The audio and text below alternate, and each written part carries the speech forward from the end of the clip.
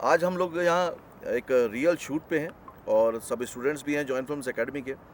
तो मैंने सोचा कि एक वीडियो बनाऊं जिससे कि आपको एक्सपीरियंस शेयर कर पाएँ सारे स्टूडेंट्स मिलके, और उनके जो रियल क्वेश्चन आ रहे हैं, मतलब एक होता है वो वर्ल्ड जहाँ पर आप लोग अपने घरों में बैठे हुए और सोचते हैं कि एक्टर बनना है।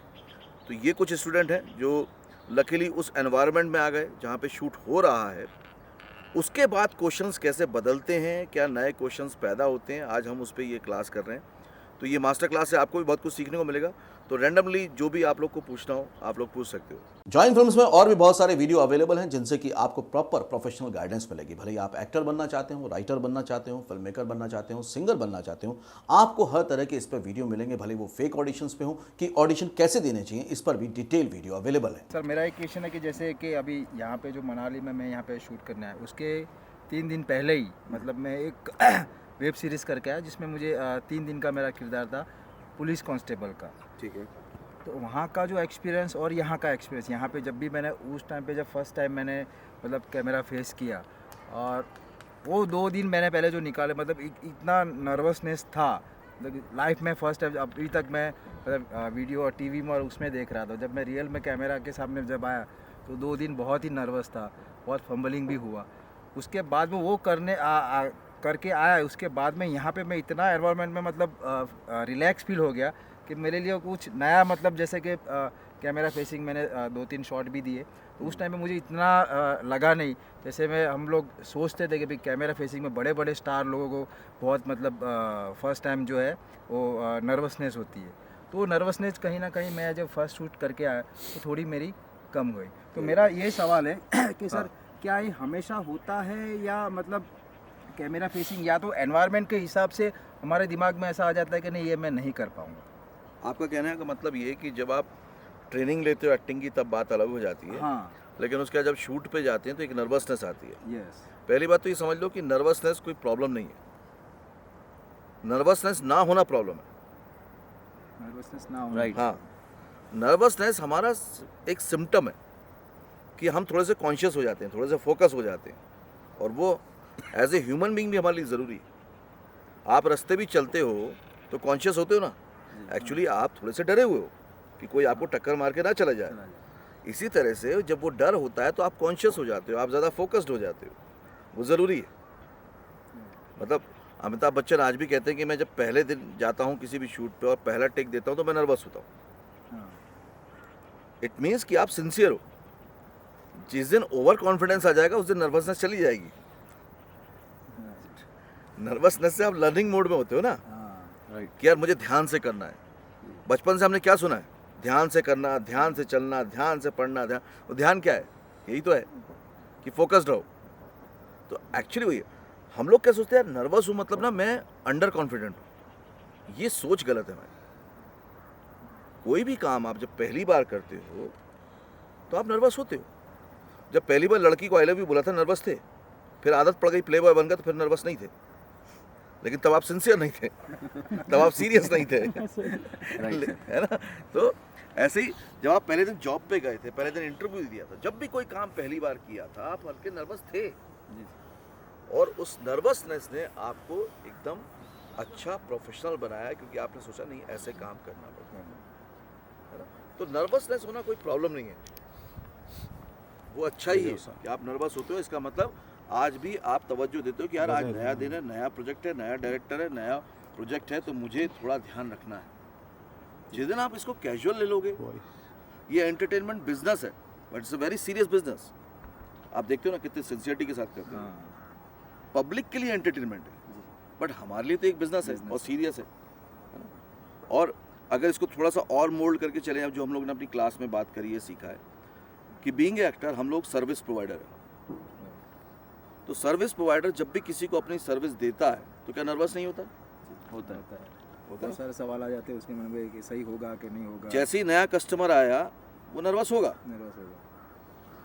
और फिर जैसे ही वो कस्टमर रिपीट होने लगा तो नर्वसनेस धीरे धीरे कम हो जाएगी। तो आपके कस्टमर कौन है? आपके कस्टमर है आपके प्रोड्यूसर,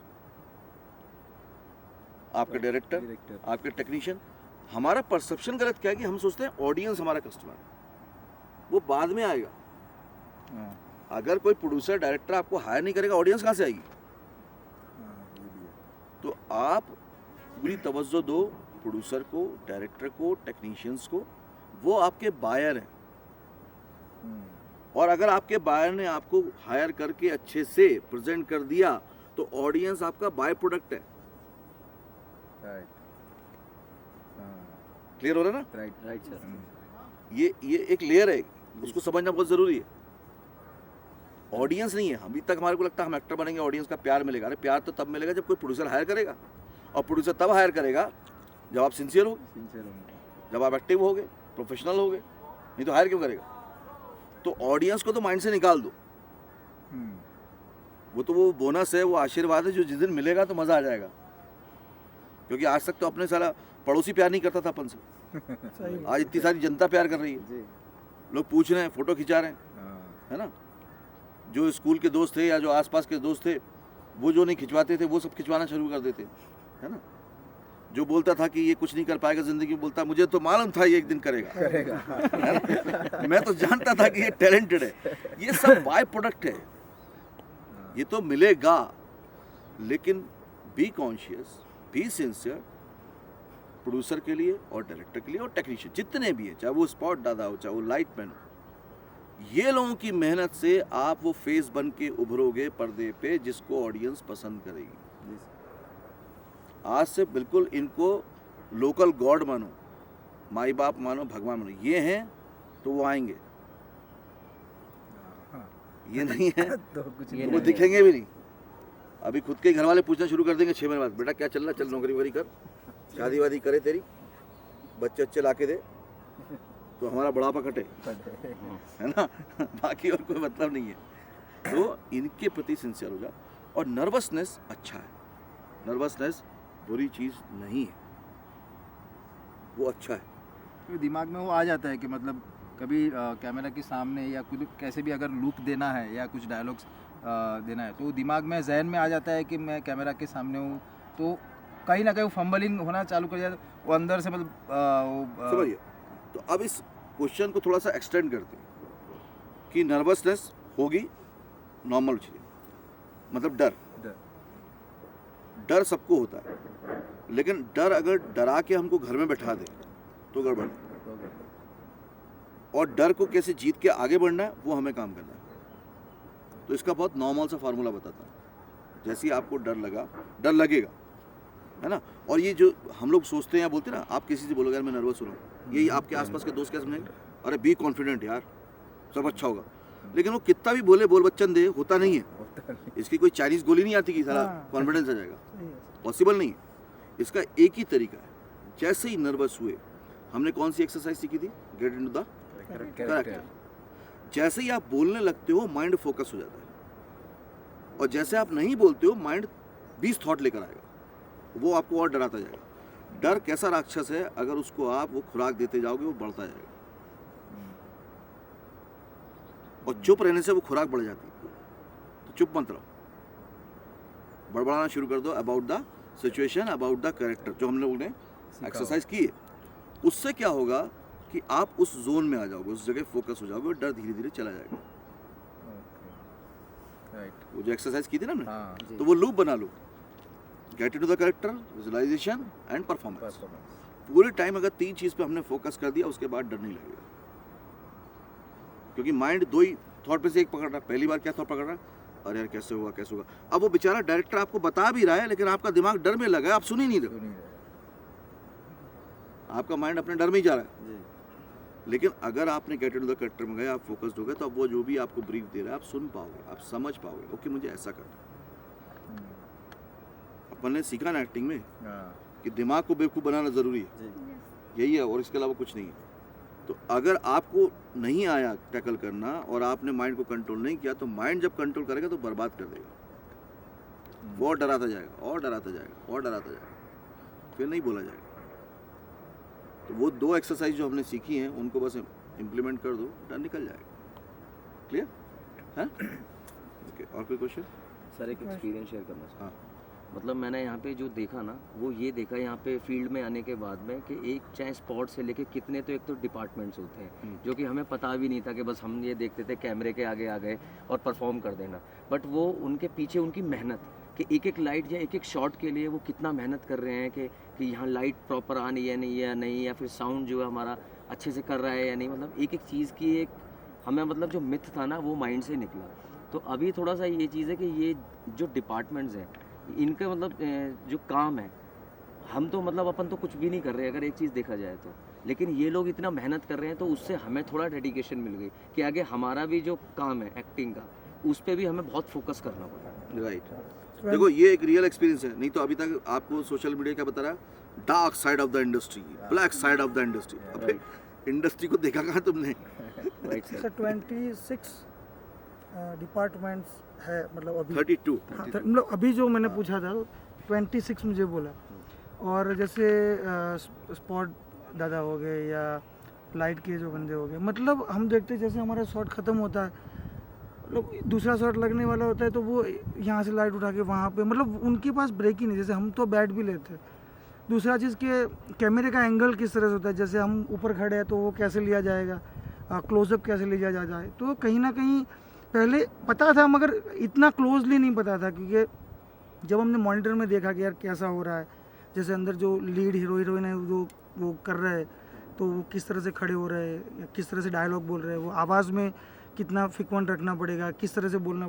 तो सर वैसे देखने जाए तो सर बहुत कुछ ऐसा है कि जो मिसिंग हो रहा था, जो मतलब यहाँ पे एक्सपीरियंस हो गया। एक्चुअली क्लासरूम का एक्सपीरियंस क्लासरूम वाला होता है, राइट। लेकिन जो रियल फील्ड का एक्सपीरियंस है वो फील्ड से ही आएगा। और कम से कम ये अच्छा है कि जॉइंट फिल्म्स में आज हमारे पास वो लिबर्टी है कि हम स्टूडेंट्स शूट पे, रियल शूट पे भी आके उन चीज़ों को देख सकते हैं, क्योंकि ये एक्सपीरियंस मैं आपको क्लास में दे ही नहीं सकता, पॉसिबल ही नहीं। पॉसिबल कितना भी बातों से बताऊंगा वो थोड़ी आएगा, राइट। है ना।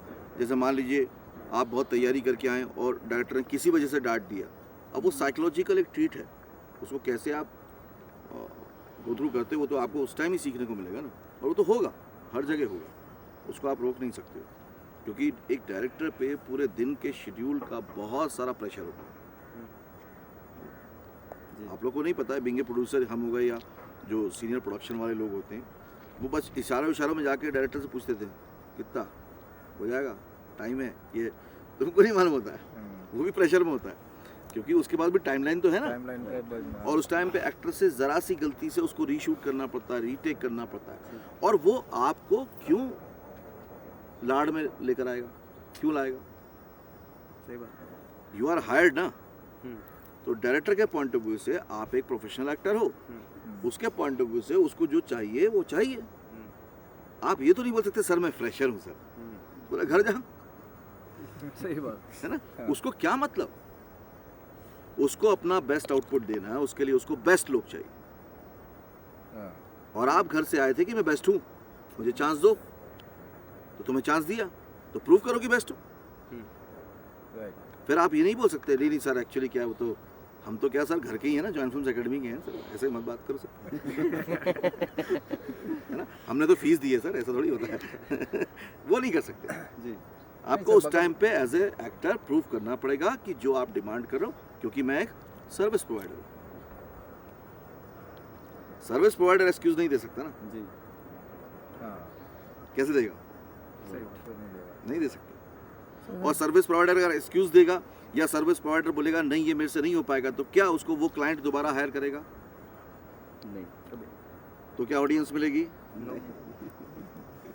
Not waste his time. दूसरा सर यहाँ पे उसमें भी- हम जब काम करते हैं ना तो बहुत सारे लोग हमें ऑब्जर्व भी कर रहे होते हैं, जैसे हमें पता नहीं होता, मगर कहीं ना कहीं उन लोगों की नज़र में हम लोग आते रहते हैं, मतलब ये बंदा है तो यहाँ पे कुछ, क्योंकि वो लोग कहीं ना कहीं ऐसे कुछ फ्यूचर प्लानिंग में होते हैं, तो कहीं ना कहीं उनके दिमाग में भी चलता रहता है कि यार ये बंदा इसमें चलेगा कि ऐसा बहुत कुछ देखने को भी मिला, सुनने को भी। बहुत सारी नेटवर्किंग के लिए मतलब कोई बंदे मिल गए जो 15 साल से है, कोई 20 साल से है, तो उनसे एक्सपीरियंस भी शेयर किया कि क्या होता है क्या नहीं।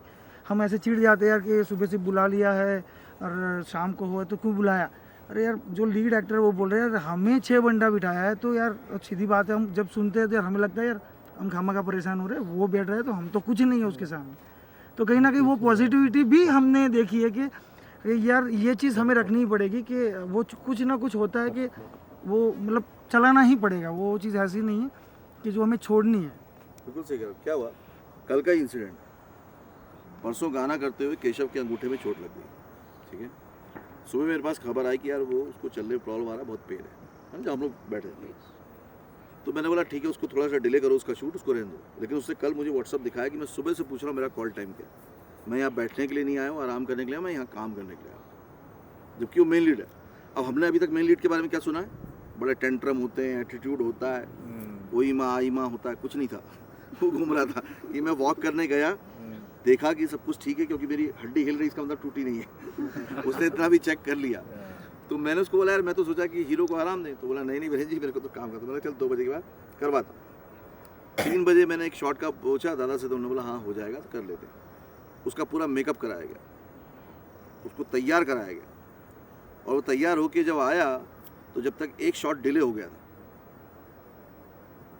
तो आया और जैसे ही वो आशु सर के पास पहुंचा कि हाँ चलो सर कहाँ चलना है बताओ, आउटडोर के कुछ शॉट लेने। तो आशु हंसने लगा, तो वो समझ गया केशव, बोले सर आज मत करना मेरे साथ ये सर। तो बोले रुको रुको बताता हूँ, चाय पियो। बोले सर ऐसा मत करना, तैयार करा के काम नहीं। और उसका कल शॉट नहीं हुआ, समझ लो, क्योंकि आउटडोर पे खास तौर से शूटिंग में ऐसा होता है, ये एक प्रोसेस है, होगा एज एन एक्टर। फिर वो वही बात आ गई कि हम सर्विस पढ़ रहे हैं, तो हमें तो अगर मैंने कमिट किया है तो मुझे अवेलेबल होना है। फिर जैसी सिचुएशन होगी, जैसे रीजन होंगे, उसके हिसाब से वो आपको शूट कर लेगा। पेशेंस रखना ही पड़ेगा। और ये अच्छा हुआ, देखो आज इस शूट में आने से आपको एक बहुत बड़ा बेनिफिट है। मैं तो बोलूँगा अभी जितने दिन उसका फ़ायदा उठाओ। आपके पास इतने अच्छे अच्छे सीनियर एक्टर्स हैं, उनके एक्सपीरियंस जितने ले सकते लो। सारी गलतियाँ क्या ज़िंदगी में खुद करोगे क्या? अरे जो उनने की उससे सीख लो, सीधी बात है सर, है ना। बहुत कुछ सीखने को मिला सर। आज वो जो हैं वो आप बनना चाहते हो, तो कभी वो भी थे जो आज आप हो। तो ये जो रास्ता है ये उन्होंने जी लिया है, ये उन्होंने कर लिया, उनसे एक्सपीरियंस ले लो। I will join films someday.